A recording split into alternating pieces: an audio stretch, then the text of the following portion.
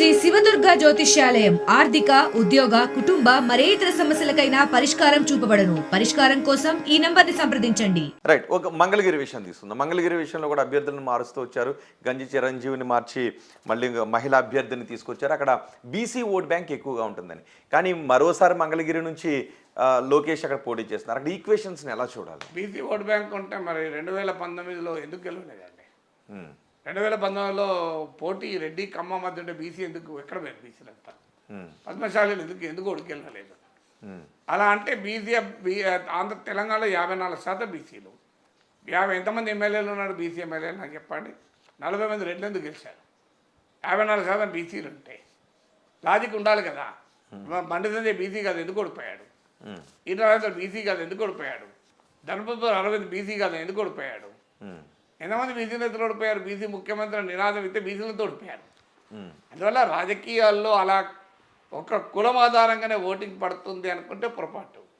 So అక్కడ ఆళ్లరామకృష్ణారెడ్డి పట్ల కొంత అసంతృప్తి ఉంది అనే భావనతో చిరంజీవి పెట్టారు. పెట్టిన తర్వాత చిరంజీవి పట్ల కూడా సర్వేలో కొంత నెగిటివ్ వచ్చిన తర్వాత మళ్ళీ మార్చారు. అంతే తప్ప అక్కడ బీసీలంతా ఒక పొలం అంటుకు ఒక్క వైపు వేస్తానంటే ఆంధ్రప్రదేశ్లో రెడ్ల రాజ్యం కమ్మల రాజ్యం ఎందుకుంటో చెప్పండి. బీసీల రాజ్యం ఉండాలి కదా. మొత్తానికి ఈ పొత్తు కరెక్టేనంటారా? ఏ పొత్తు? టీడీపీ జనసేన బీజేపీ అంటే జనసేన టీడీపీ పొత్తు మొదటి నుంచి కూడా వైసీపీకి వ్యతిరేకంగా ఓటు చీలకూడదు అని ఒక పొలిటికల్ నెరేటివ్ ఆధారంగా పొత్తుకొల్లారు. రాజకీయాల్లో తాము ఒక్కరమే ఓడించలేమనుకున్నప్పుడు ఇతరుల సహకారం తీసుకొని ఎన్నికల్లో పోటీ చేస్తుంటారు. దేశవ్యాప్తంగా ఇలాంటి పొత్తులు అనేకం ఉన్నాయి. టీడీపీ జనసేనలు మాత్రమే ఈ పొత్తులు మొదలు పెట్టలేదు. ఈ జగన్మోహన్ రెడ్డి ఫాదర్ అయిన రాజశేఖర్ రెడ్డి లాంటి స్ట్రాంగ్ లీడర్ కూడా 2004లో వామపక్షాలతోనే టీఆర్ఎస్తో పొత్తు పెట్టుకుని గెలిచాడు, ముఖ్యమంత్రి అయ్యాడు. 2009కి వచ్చే వరకు సొంతగా పోటీ చేసి గెలిచాడు. అందువల్ల పొత్తులు అనేది ఎవరు పెట్టుకోరు, అదేదో టీడీపీ జనసేన పెట్టుకుంటుంది అనేది కరెక్ట్ కాదు. అయితే ఆ పొత్తును ప్రజలు అంగీకరిస్తారా లేరా అనేది ప్రాతిపదిక. సో ఆ అంగీకరించగలిగే కన్విన్సింగ్ పొలిటికల్ నెరేటివ్ జనం ముందు పెట్టగలరా? టీడీపీ జనసేన గత కొంతకాలంగా జగన్మోహన్ రెడ్డి బలంగా ఉన్నాడు కనుక ఆయనను ఓడించాలి అంటే మనం కలవాల్సిందే. విడివిడిగా పోటీ చేస్తే జగన్ ఓడించలేము. జగన్ను ఓడించాలి అంటే అందరము కలవాలి. అదే అంటే ఆ విడివిడిగా పోటీ చేస్తే ఓడించలేము, జగన్ అంత బలంగా ఉన్నాడు. ఈ బలానికి కారణం ఏంటి? జగన్ అంత బలంగా ఉండటానికి కారణం అంటే జగన్ అంత బలంగా ఉండటానికి కారణం అనేక కారణాలు ఉండొచ్చు. బలంగా ఉన్నాడు అన్నది ఫ్యాక్ట్. బలంగా ఉంటేనే కదా ఎందుకు కలుస్తా. లేకపోతే ఒక టీడీపీని వైసీపీని ఓడించగలిగే శక్తి ఉంటే టీడీపీ ఒక్కదే పోటీ చేస్తుంది కదా. అది లేదన్నది నిజం. అది లేదు కనుకనే అందరూ కలవాలనుకున్నారు. ఆ పొలిటికల్ నెరేటివ్ ఓకే. కానీ మధ్యలో బీజేపీతో కలవడమే ఎవరికి అర్థం కాని అంశం. ఎందుకంటే బీజేపీ 1% కన్నా ఎక్కువ ఓటింగ్ లేదు, 100 కన్నా తక్కువ ఉంది. 2019-24 మధ్య బీజేపీ పెరిగిందేమీ లేదు. మోడీ పట్ల సానుకూలత ఉన్నా అది అసెంబ్లీ ఎన్నికల్లో కానీ లోక్సభ ఎన్నికల్లో కానీ ఆంధ్రప్రదేశ్లో రిఫ్లెక్ట్ కాలే. ఇది 2019లో కూడా రిఫ్లెక్ట్ కాలే. మిగతా రాష్ట్రాల్లో కనీసం అసెంబ్లీ ఎన్నికల్లో రిఫ్లెక్ట్ కాకపోయినా మోడీ పట్ల సానుకూలత పార్లమెంట్ ఎన్నికల్లో రిఫ్లెక్ట్ అవుతుంది. తెలంగాణ, కర్ణాటక, ఒరిస్సా, ఢిల్లీ, మధ్యప్రదేశ్, రాజస్థాన్, ఛత్తీస్గఢ్ ఇలా చాలా రాష్ట్రాల్లో మనం చూసాం. ఆంధ్రప్రదేశ్కి వచ్చే వరకు అసెంబ్లీ ఎన్నికల ఓటింగ్కు లోక్సభ ఎన్నికల ఓటింగ్కు పెద్ద తేడా లేదు. సో అందువల్ల బీజేపీ బలం పెరగలేదు. మోడీ పట్ల ఒకవేళ సానుకూలత ఉన్నది ఆంధ్రప్రదేశ్లో బీజేపీకి ఓట్లు రాల్చవు. బీజేపీకి బలమైన నాయకులు లేరు. బీజేపీ బలం పెరిగిన సంకేతాలు లేవు. ఇంకేమైనా ఉంటే బీజేపీ ఎజెండా వల్ల, బీజేపీ పోలరైజింగ్ ఎజెండాల వల్ల ఒక బలమైన సెక్షన్ బీజేపీకి వ్యతిరేకంగా ఉన్నారు.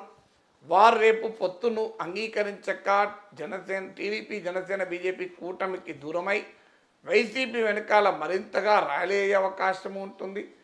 ఈలోగా ప్రత్యేక హోదా ఇవ్వలేదన్న కోపం ఉంది. కాంగ్రెస్ పార్టీతో కలిసి రాష్ట్రాన్ని తమ ఇష్టాలకు వ్యతిరేకంగా విభజించాలన్న కోపం ఆంధ్రప్రదేశ్ ప్రజల్లో ఉంది. విభజన హామీలు ఇవ్వలేదు. కడప స్టీల్ ప్లాంట్ రాలేదు, పెట్రోకెమికల్ కాంప్లెక్స్ రాలేదు. అమరావతి విషయంలో కేంద్ర ప్రభుత్వ వైఖరి పట్ల ప్రజల్లో కోపం ఉంది. విశాఖ స్టీల్ ప్లాంట్ అమ్మకానికి పెట్టారు. వెనుకబడిన ప్రాంతాలకు నిధులు ఇవ్వాలని చట్టంలో ఉన్నా ఇవ్వలేదు. పారిశ్రామిక రాయితీలు ఇవ్వాలని చట్టంలో ఉన్నా ఇవ్వలేదు. వైజాగ్ చెన్నై ఇండస్ట్రియల్ కారిడార్ను డెవలప్ చేస్తామని చట్టంలో ఉన్నా చేయలేదు. సో ఇలా విజయవాడ విశాఖ మెట్రోలకు నిధులు ఇవ్వలేదు. ఇలా పోలవరం పూర్తి కాలేదు. పోలవరం నిర్వాసితులకు ఇప్పటికీ నిధులు ఇవ్వడానికి కేంద్రం సిద్ధంగా లేదు. ఇన్ని రకాల కోపాలు బీజేపీ ఉన్నాయి. కానీ అలాంటి బీజేపీతో చంద్రబాబు నాయుడు ఎందుకు పొత్తు పెట్టుకున్నాడు, పెట్టుకుని 6 ఎంపీ సీట్లు 10 ఎమ్మెల్యే సీట్లు ఎందుకు ఇస్తున్నాడు అన్నది ఆయనకే అర్థం కావాలి. పైగా జనసేన కూడా 21కి తగ్గటం, అది జనసేన తగ్గడమా ఇష్యూ కన్నా ఎక్కువ బీజేపీ ఎందుకు అన్ని సీట్లు ఇచ్చి బీజేపీతో పొత్తు పెట్టుకోవాలి. కాస్ట్ బెనిఫిట్ అనాలిసిస్ అంటారు, లేదా rate of investment, rate of return ROR అంటారు, రిటర్న్ ఆన్ ఇన్వెస్ట్మెంట్ అని ఎకనామిక్స్ బిజినెస్ భాషలో అంటారు. ఏ రకంగా చూసినా బీజేపీతో పొత్తు వల్ల ఫాయిదా అయితే లేదు, ఏమనుంటే నష్టమే కదా. అంటే కేంద్ర ప్రభుత్వ పాలన, కేంద్ర ప్రభుత్వ అభివృద్ధి, కేంద్ర ప్రభుత్వం ఆంధ్రప్రదేశ్కి ఏం చేసింది ఇవి దృష్టిలో పెట్టుకుంటారా, లేకపోతే రాష్ట్ర ప్రభుత్వం చేసినటువంటి సంక్షేమ పథకాలు అభివృద్ధిని దృష్టిలో పెట్టుకునే అవకాశం ఉంటుంది? ఇది అసెంబ్లీ ఎన్నికలు కనుక డెఫినెట్గా రాష్ట్ర ప్రభుత్వ పనితీరు పైనే ఓటింగ్ ఉంటుంది.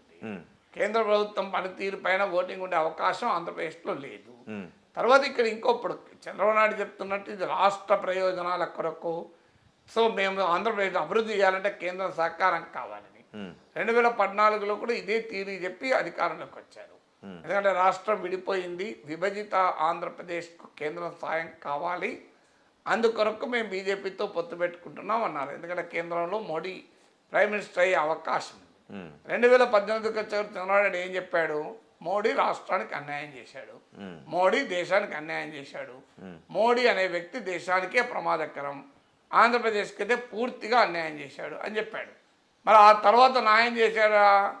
మరి ఇందులో ఏది 2019 ఎన్నికలకు ముందు ఎన్డీఏ నుంచి టీడీపీ బయటికి రావటానికి ఏ కారణాలైతే చెప్పారో ఆ కారణాలు ఇప్పటికీ వాలేదు కదా.